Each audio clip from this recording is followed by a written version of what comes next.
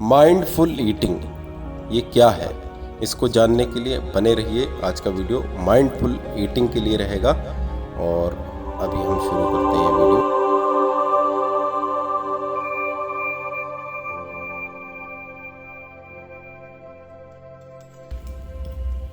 Mindful eating के बारे में आज हम लोग बातचीत करेंगे। ये क्या है और इसको माइंडफुल ईटिंग करने से कैसे हमारा वज़न घट सकता है, कैसे हमारा स्वास्थ्य ठीक रह सकता है। माइंडफुल ईटिंग क्या है और कैसे हमें करना चाहिए।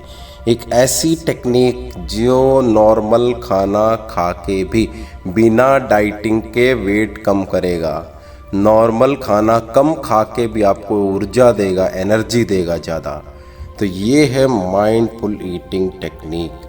अभी हम लोग क्या गलती करते हैं, सबसे पहले हम लोग खाते टाइम बहुत जल्दबाजी करते हैं, ना हाथ मुंह धोते हैं। उसके बावजूद हम कभी कभी लेटे लेटे खाना खाते हैं आरामदायक पोजीशन में, कभी टीवी देखते हुए, कभी मोबाइल चलाते हुए, कभी कॉल करते हुए, कभी व्हाट्सएप करते हुए, हर तरीके के विचारों को दिमाग में घुमाते हुए खाना खाते हैं।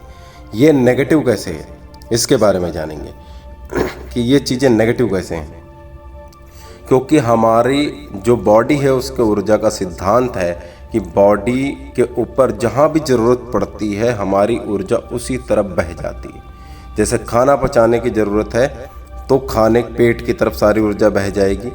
दिमाग की तरफ ज़रूरत है, सोच रहे हो आप, तो दिमाग की तरफ सारी ऊर्जा बह जाएगी। बट यहाँ पे क्या है, खाते टाइम कौन कौन से पाचक रस, कैसे कैसे कौन कौन सा एसिड, कौन कौन सा पाचक रस रिलीज़ करना है हमारे पेट में, उसका ऑर्डर हमारा दिमाग देता है कि अब ये वस्तु जा रही है और इस वस्तु के अनुसार पाचक रस रिलीज हो रहा है। अब हम लोग क्या करते हैं, दिमाग को तो बिजी रखा हो व्हाट्सएप में, मोबाइल में या कोई वीडियो देखने में, तो वो दिमाग किस कंडीशन में होगा। मान लो आप कोई ऐसी हॉरर मूवी देख रहे हो तो दिमाग डर की कंडीशन में होगा, वैसे हार्मोन रिलीज कर रहा होगा। उस समय खाने का समय नहीं है, तो जाहिर सी बात आपको कॉन्स्टिपेशन भी होगा, आपको मोटापा भी आएगा, आपको सब कुछ आएगा। अगर आप माइंडफुल ईटिंग करते हो तो मोटापा नहीं आएगा, ये गारंटी मेरी है, और बहुत ज़्यादा ऊर्जा महसूस होगी थोड़े से खाने से ही।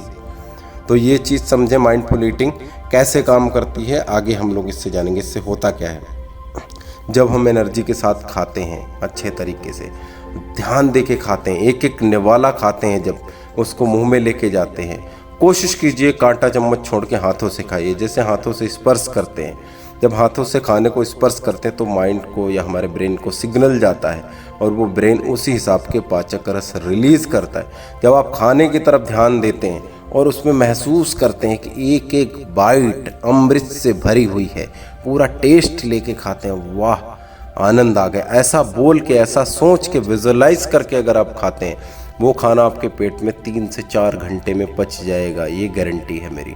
करके देखिए, फिर मुझे बताइए ज़रूर कमेंट में इसका कैसे करना है। इसको सबसे पहले खाने से पहले अपना मोबाइल आप स्विच ऑफ कर दें या चार्जिंग पे लगा दें। कोशिश करें कि वहाँ पे नेटवर्क जैसी कोई चीज़ ना हो, और कोशिश करें कि आपके सामने जल का एक पात्र जरूर रखा होना चाहिए, चाहे वो आप तुरंत नहीं पिएं, क्योंकि खाने के साथ खाना पानी पीना थोड़ा सा अजीब होता है, वो सही नहीं रहता। फिर भी एक जल का पात्र जरूर रहना चाहिए। पुराने ज़माने में लोग लोटा जल रख के बैठते थे, बेशक पानी ना पिए वो, तो एक जल का पात्र साथ में रखें। हाथ पैर मुँह आपके धुले होने चाहिए। उसके बाद पुराने टाइम गाँव में मैंने देखा है, हम लोग खुद ही करते थे कि कुछ एक टुकड़ा रोटी निकाल के बाहर यूनिवर्स के लिए या गॉड के लिए हम लोग भोग लगाते थे। तो उसका सिंपल सा रीज़न था कि चलो वो टुकड़ा आप बाहर डाल दो, कोई चिड़िया या पक्षी या कुछ भी खा लेगा। तो इस तरीके से आप दूसरों की हेल्प भी कर रहे हो, और उस अन्न में से किसी का पेट अगर भरता है तो आपके लिए और वो प्रसाद बन जाता है। तो आप पहले कुछ टुकड़ा निकाल दें उसके लिए, उसके बाद आराम से अपनी पालती लगा के या जिस भी तरीके से आप बैठ पाएँ उस कंडीशन में बैठ के उसको आप खाने का शुरुआत करें, और खाने के हर एक बाइट को ब्रह्म मान के, एनर्जी मान के, ऊर्जा मान के आप उसको खाएं। महसूस करें कि वो आपके शरीर में पूरी ऊर्जा प्रदान कर रही है, आपकी पूरी जो बॉडी में विकार है उनको हील कर रही है।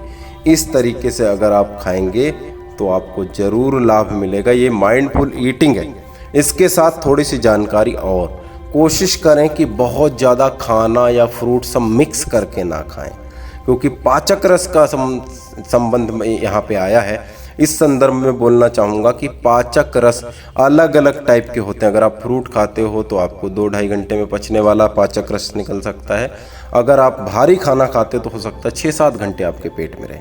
तो कोशिश करें एक टाइप का खाना खाएंगे तो आपके पेट में कभी ब्लॉटिंग नहीं होगी, कभी कोई प्रॉब्लम नहीं होगी, आगे आपका पेट नहीं फूलेगा, आपको गैसेस नहीं बनेंगी।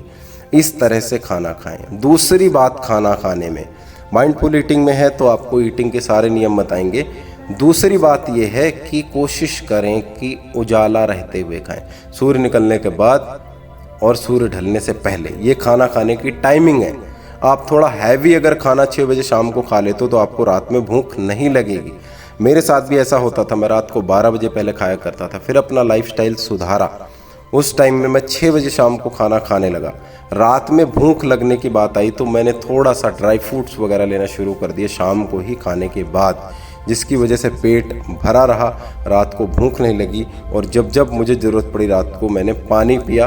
पानी पीने से और क्लिनजिंग होती गई, और पानी भी कम से कम 1 घंटे बाद खाने की, जिससे आपका पेट का जो एक्स्ट्रा एसिड है वो न्यूट्रलाइज हो जाए। पानी बीच में नहीं पीना आपको। और कभी आपको जीवन में ज़रूरत पड़े कि आपने बहुत ज़्यादा हैवी खाना खा लिया है तो उसके ऊपर जो आप कार्बोनेटेड ड्रिंक्स वगैरह यूज़ करते हो वो थोड़े टाइम के लिए आपको आराम दे सकते हैं, बट वो बहुत ज़्यादा फ़ायदा नहीं करते हैं। तो आप नींबू पानी वहाँ पे पिएं, ये बहुत अच्छा रहेगा। शादी पार्टी जब भी आप खाने जाएं, आपको लगता है कि एक दिन खाना एक्स्ट्रा हो गया, बहुत ज़्यादा हो गया, टाइम बे टाइम हो गया, तो उसके बाद घर आके हल्का गुनगुना पानी, आधा चम्मच नमक काला डाल के उसमें और आधा चम्मच अजवाइन डाल के उस पानी को पिएं रात में। और सेकेंड डे आप उपवास रखें या एक फ्रूट पे चलें, एक फल खा के सेकेंड डे अगर आप उपवास रखते हैं पूरा दिन, तो वो जो कल गलत टाइम पे खाना खाया हुआ है वो पच जाएगा और आपके पेट में प्रॉब्लम नहीं आएगी, गैस्ट्रिक्स नहीं बनेंगी। क्योंकि गैस बनती है, खाना सड़ता है पेट के अंदर, तो उन्हीं से सारी बीमारियां उत्पन्न होती हैं बाद में। तो वो बीमारियां आपको पता नहीं लगती। लोग कहते हैं हम कुछ गलत खाते नहीं, कुछ पीते नहीं, फिर भी उसको इतनी भयानक बीमारी क्यों हो गई, उसको कैंसर क्यों हो गया, उसको डायबिटीज़ क्यों हो गई। उसका रीज़न एक है कि वो खाना बहुत दिनों से सड़ रहा है, 6-6 महीने, 1-1 साल, 2-2 साल से सड़ रहा है। और वो सड़ने के बाद अब जाके वो खाना गंदी गंदी चीज़ें रिलीज़ कर रहा है, आपके ब्लड के अंदर गंदगी सारी जा रही है, उसके कारण से आपको बीमारियां हो रही हैं। वीडियो अच्छा लगा हो तो लाइक कर दीजिए, कमेंट कर दीजिए और अपने मित्रों में शेयर कर दीजिए। धन्यवाद। आपको ये वीडियो देखने के लिए बहुत बहुत धन्यवाद।